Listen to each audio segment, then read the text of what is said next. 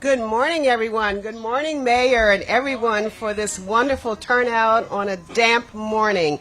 I am Brenda Donald. I'm Executive Director of the DC Housing Authority.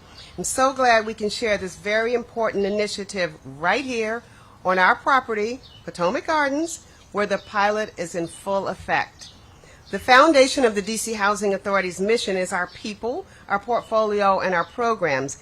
And we couldn't support our people with this program if we didn't have partnerships like the one we have with the District's Office of the Chief Technology Officer through Tech Together DC. This is important work. We are providing access to technology, tools, and training that will increase opportunities for our residents across the board, will empower them in education and in employment. Obtaining and maintaining technical resources can be transformational and is another opportunity for the DC Housing Authority to live out its mission to provide opportunities to enhance the lives of our residents. We are grateful for being able to reach over 1,000 residents in this new pilot program, facilitating free access to the internet while supporting DC's Digital Equity Initiative. We thank everyone on the respective teams for this collaborative effort.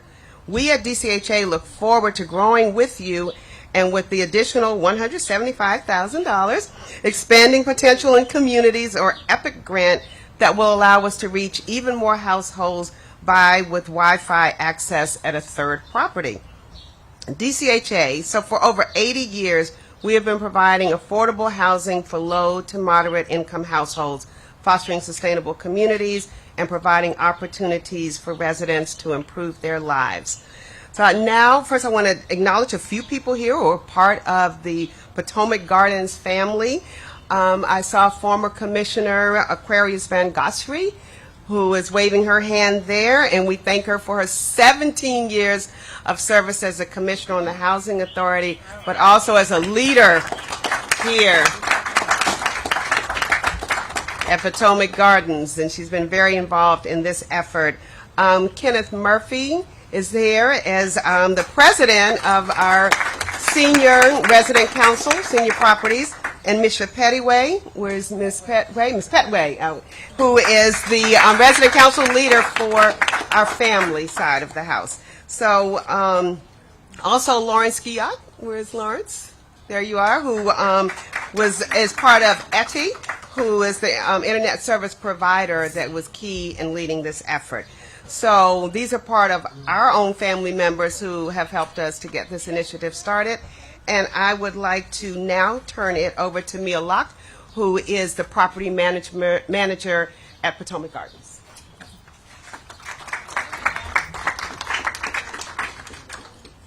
Good morning and welcome to Potomac Gardens. My name is Muriel Locke, and I am the housing manager for this lovely DC Housing Authority community located right here on Capitol Hill.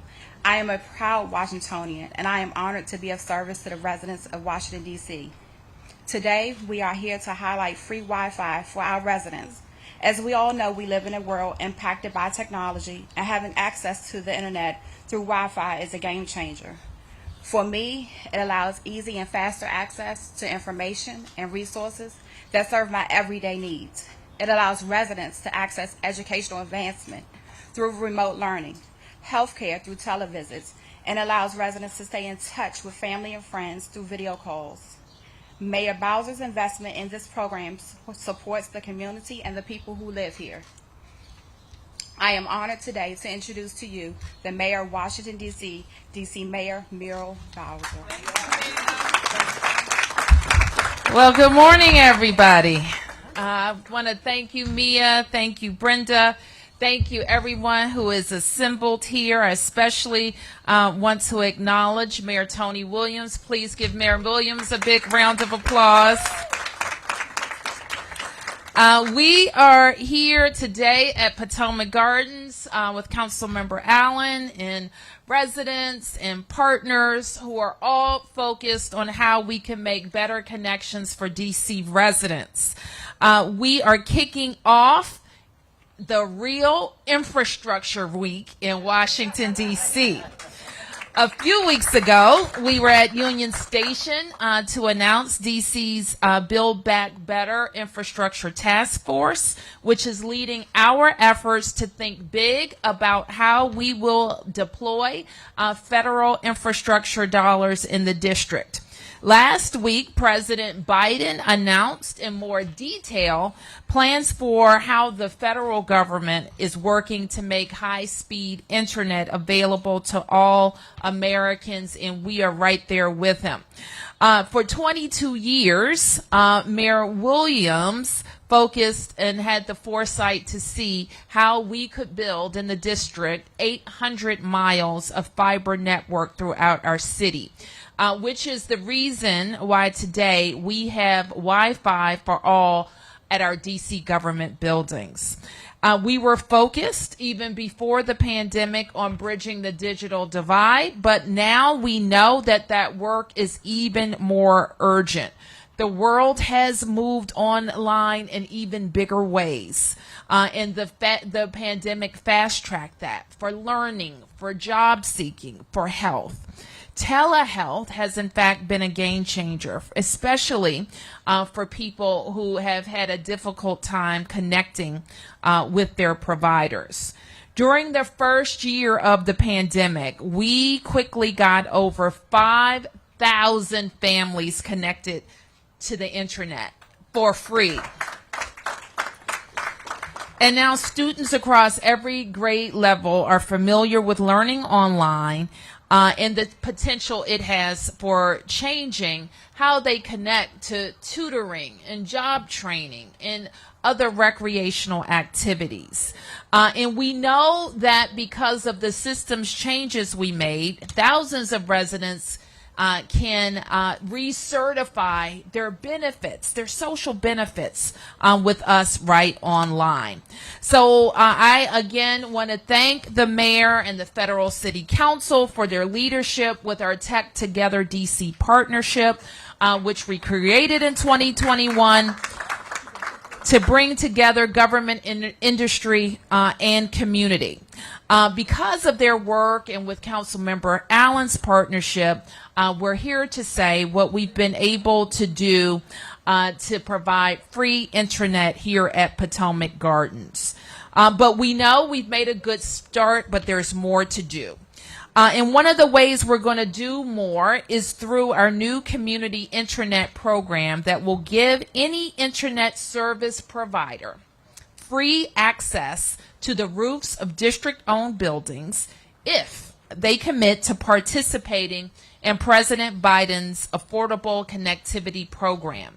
And under this program, low-income DC residents can sign up for free access to the internet. And the program starts today. In fact, the reason we're joined by WeLink is because they have committed to being our first partner in this initiative. WeLink expects to begin to install their neighborhood hubs in wards 5, 7, and 8 within the next 30 days. This is going to benefit not only our residents who qualify for this free program, it will benefit the entire community. The program will be supported by a new state broadband and digital equity office within the Office of the Chief Technology Officer. And you will be hearing from the Chief Technology Officer, Lindsay Parker, very shortly to talk about these new efforts. So let's celebrate, let's spread the word, but most of all, let's get to work. So with that, I want to turn to Charles Allen, your council member, followed by Lindsay Parker, our Chief Technology Officer.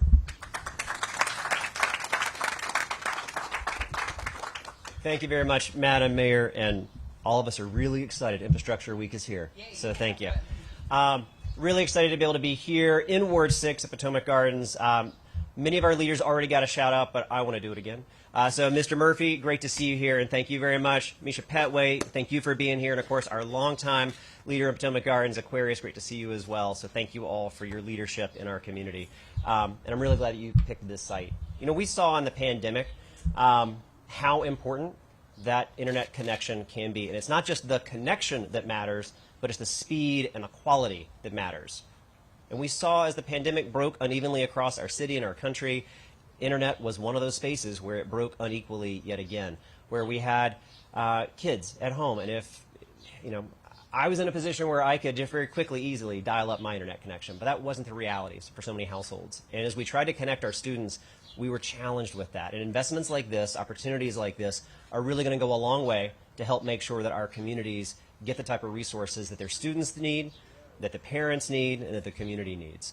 I know last year when I'd introduced legislation on the Internet Equity Amendment Act of 2021, and I really appreciate the mayor and her team for engaging in that legislation, putting forward a lot of these ideas to be able to help create the type of equity office within our chief technology officer to really make this a significant priority, and then the partnership to deliver for our residents. So I'm excited about that and really excited about the opportunity here, right here in Ward 6 and across our entire city. So Ms. Mayor, thank you very much. And to Lindsay Parker, who wears multiple hats, grateful for her leadership. And I will now cue it right over to Lindsay Parker. Thanks.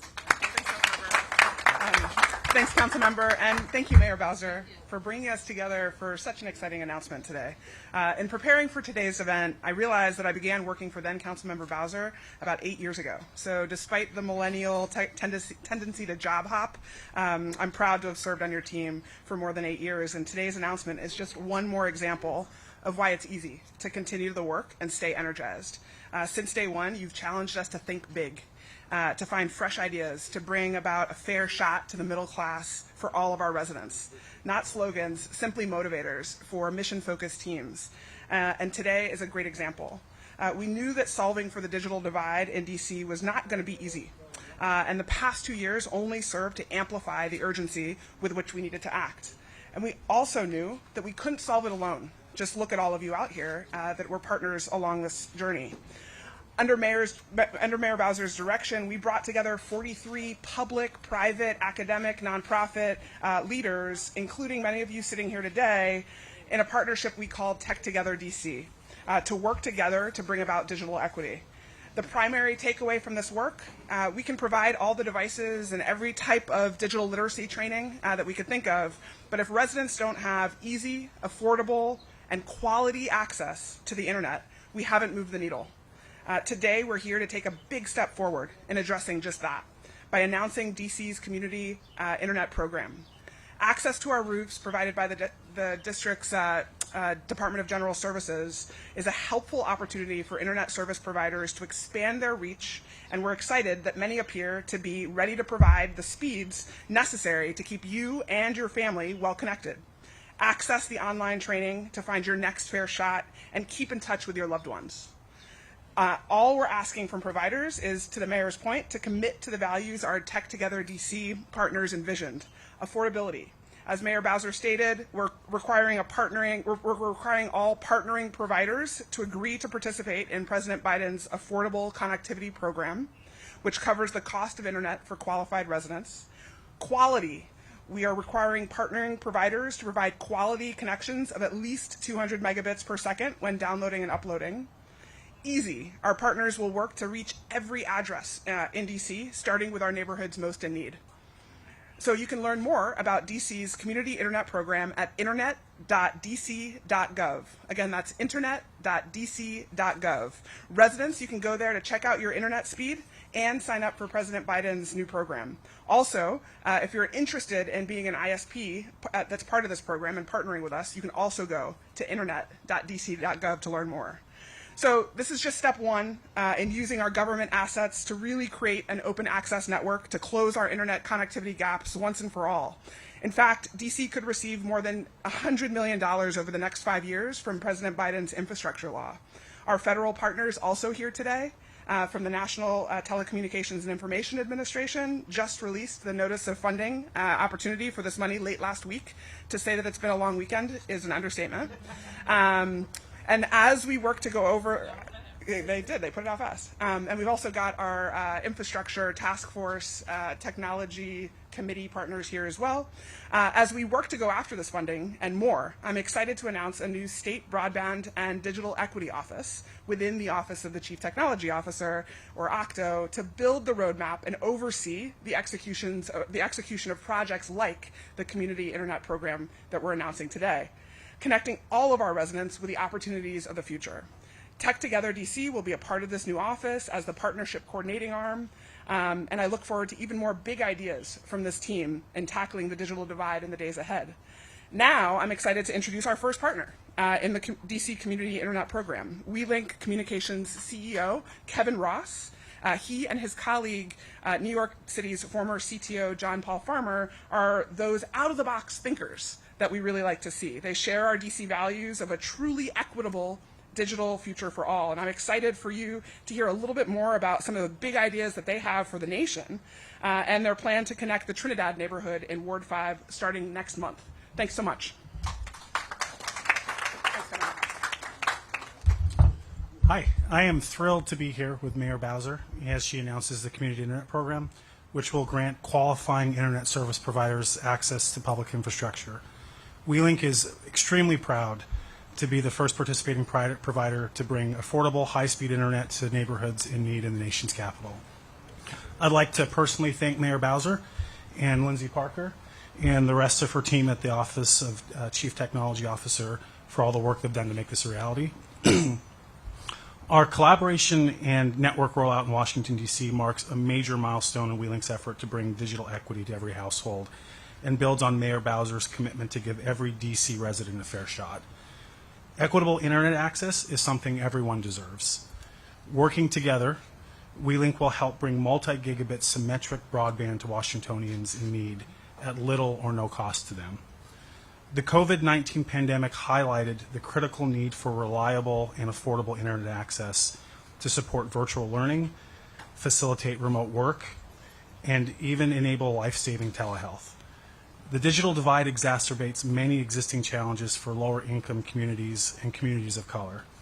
Millions of Americans living in our largest and supposedly best-served cities have been locked out by unaffordable pricing.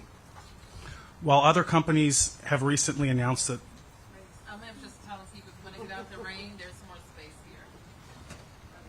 I'm sorry. You're fine. While other companies have recently announced they would provide 100 megabits down and 10 megabits up as a part of the Affordable Connectivity Program, at WeLink, we believe those most in need deserve the fastest speeds and shouldn't have to compromise simply because they can't afford higher speed offerings. With the help of the federal funding through the Affordable Connectivity Program, WeLink will be able to provide verified households with gigabit symmetric broadband service at no cost to them. This represents a greater than 10 times faster download and 100 times faster upload than other ACP offerings recently made available. There's simply nothing like this available today. Our wireless technology brings a fiber-like experience with internet access to end users, but because it's wireless, it's faster to deploy and substantially more cost-effective than traditional wire broadband technologies. And unlike fiber, we can launch our wireless network without disruptive construction. The Mayor's forward-thinking framework for open access infrastructure will enable WeLink to accelerate our network launch in Washington, D.C. and quickly connect residents throughout the community. WeLink is a proud member of every community we serve, and in addition to providing high-speed internet and broadband, WeLink will create good-paying jobs for technicians and digital navigators living near the neighborhoods we serve. Lastly, I'd like to announce our Cities Challenge, for which we will deploy up to $100 million to work with additional cities to bring WeLink to their regions. We'd like to invite other cities around the country to follow the example set by Washington, D.C. in creating a framework whereby providers can aid in building much-needed digital infrastructure. I'm joined by John Farmer, our president of WeLink Cities, who will be leading this new initiative through us. Through WeLink Cities, we aim to partner with governments to accelerate broadband deployment across the country. Thank you. Thank you. Well, that's an announcement, and we're looking forward to getting to work. So with that, we'll take any questions. Questions? Yeah, this is slightly on obviously on a different topic. Is there a reaction to the events in Buffalo, and do we expect to see some sort of stepped-up presence at certain locations or vulnerable locations here in the city? Well, I think we all should be shocked. Sadly, I don't think people are shocked. Let me put it that way. And we have just an epidemic of gun violence in the city that we have to take seriously as a nation. But more than that, we have a rise of domestic terrorism that is a harm, not just to black people who were targeted in Buffalo, or Asian people who were targeted in Atlanta, or children who were targeted at Sandy Hook. We have to say in our country that we have to do something about guns, and we have to do something about domestic extremism. Related to this, if you're expanding access to the internet, then obviously that vulnerability is there too. So, you can't just turn your kids loose on the internet. So any You guidance just can't for- turn your kids loose. Let's stop there. Period. Exactly. But any guidance as this expands that these kids and young people and people are going to be exposed to more of this sort of thing. Well, for sure. And we know that kids are exposed, whether it's TV, whether it's cell phones, getting on the internet. And I will ask CTO Parker to talk a little bit about some of the things that our offices have done, DC Public Schools has done, and the resources we have available for parents for safe internet use. Thanks, Mayor. It's a really good question, and it's one that we're all kind of solving together as the internet becomes more and more needed in everyday life. And we work with DC Public Schools to closely educate kids on what they should and should not access. They all have devices now that have some level of content filtering to make sure that they're not able to access sites that wouldn't be relevant for a little person. But we always are looking to do more, and that's really what that Tech Together DC partnership that Mayor Bowser put together just right at the beginning of the pandemic is meant to think about, making sure that we're getting the word out about how to be safe online to all of our community partners across the city. So we'll continue to do that. And you asked about our city's vulnerability, and we obviously are always, because we're the nation's capital, have a heightened kind of level of scanning what threats are to us. And so with our police department and Homeland Security, we, of course, will continue to work largely with our federal partners to see if there are any particular threats to us. But we don't have any right now. Yeah, Mayor, I think Yes. in one of your previous lives you were chair of Metro. I was. I I wasn't the chair, but I represented the district. Okay. Well, anyway, the issue now is they're having to basically retrain a lot of people because they haven't met their required training. What are your thoughts on that? I got one of our board members gave me that news yesterday, and so I was pretty taken aback by it, quite frankly. I think Metro is on the path to its recovery. People are going back to the rail. People have increasingly been using the bus. I think they're making very good progress on the rail cars. And so this just seems like an administrative problem that should have been avoided. And I would actually push the board to see if it could be mitigated, if people could. And I don't know the details, so I can't say, Sam, but I do think it's worth a second look by the general manager and the board to see if there are any middle efforts while this certification happens. One other question I had was that the Urban Institute came out with an analysis that found that a person is killed either on a bicycle or on foot in D.C. every 18 days, which they said was worse than when, I guess, Vision Zero started in 2015 when it was every 21 days. Does that surprise you at all? I don't believe that is a fact, so I would have to go and look at that. So she can see. Okay. Yeah, okay. Good morning, Mayor. Yep. I just wanted to ask you again off topic about what's happening most recently at the jail. There are reports that there have been some overdoses at the jail, possibly fentanyl. And I guess it just begs the question, what is happening? How is that getting in there? Just checking to see what you can confirm, what you may know about that situation. Sure. So first of all, we're very alarmed by it. We understand that 2 people have been impacted, and the director of the jail, director of DC Corrections, is investigating that. I don't want to get ahead of what the cause of death is, but it's likely what you mentioned. So I don't know that any jail or is contraband proof, but we certainly have our focus on keeping all illegal items out of the jail. And so when our investigation is complete, we'll know more. And just a quick follow-up.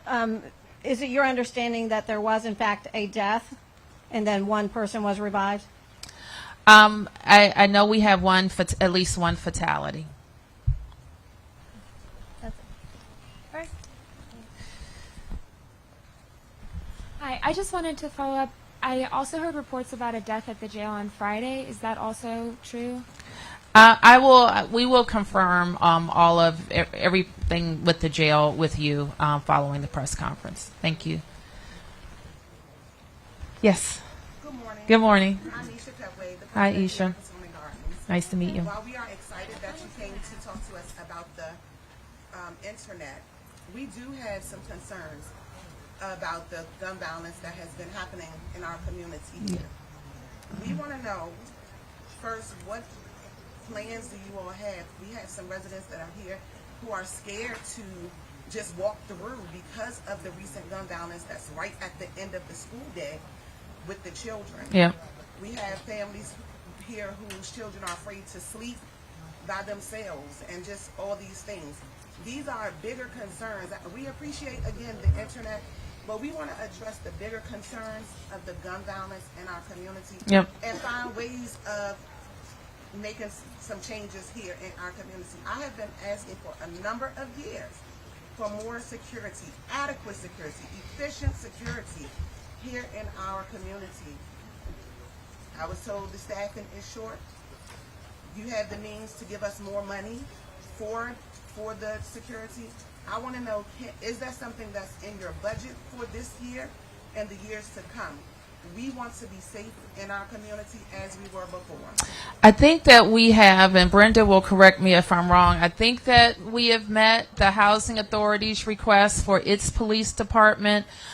We have also asked the council to make sure we can have the metropolitan police that we need to support the Housing Authority that has a smaller police force for sure, but we want MPD to be available as well. Let me just talk. So we still have some work to do with that to get to the force levels that we need. And I know that you're going to work with me to make sure that that happens. We sent a $30 million package to the council that will allow us to start this year to build our force back up. We had 2 years where we couldn't, so we're going to get there slowly but surely. And we also need in that package the ability to recruit and retain officers. So that's in the works. We're going to keep fighting to make sure that we have what we need. I'll double check on what we are supporting for the Housing Authority's police department. But let me tell you what is important about when I hear people ask for more public safety help. We want to make sure that we have officers that are getting to know the community, that we have violence interrupters that can refer people to programs and services that exist. But that when we have violent crime, that there's accountability for it. And so that includes people who have guns who shouldn't have guns, people who are using guns, and unfortunately, if anybody is hurt by a gun. So that accountability for gun crime in the district is important. The final thing that I'll say is Chief Conte is very focused on higher level investigations. The people who are coordinating the drug sales, coordinating the transfer and sale of guns in our community, and making sure if there's a network of people who are really causing at a higher level the problems in Potomac Gardens, that we are going to get to them soon. We've had with the various task forces that we are working with, the ATF and FBI and DEA on in the district. I'm quite sure that we're going to deal with it on an immediate level and at a higher level, and have the violence interrupters connect people who want a different way of life to the services that we have. Thank you. Thank you. I have one more concern. So I learned that Hustlers Guild was awarded some funding for our community to work in our community. We have no knowledge of Hustlers Guild, but we do have partners here who have applied for grant money and were not awarded that money. Through Build Back Better? Through Building Blocks? Yes, ma'am. Okay. And they weren't awarded the money to assist us, but they're here on our property every day. Okay. Even during those gun violence events last week before, they were here, but they weren't awarded the money. We don't know who Hustlers Guild is. Can you tell us why they were awarded the money? I can have Director Harley Harper both talk to the organizations that you want included. Now, we do those grants frequently. So if they didn't get awarded this time, we can make sure that they get a second look the next time. And she can give you some information about some of the awardees that are working in Potomac Gardens.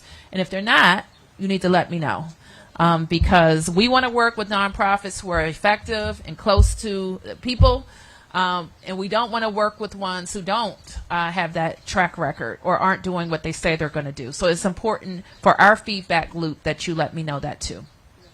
Okay, thank you. Yes, Commissioner Van Garsrey. Yes. Yes.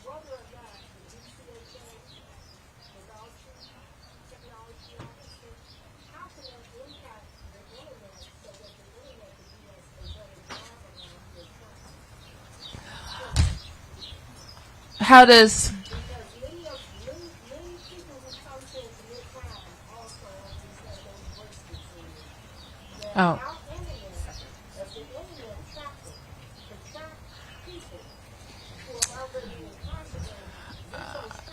okay.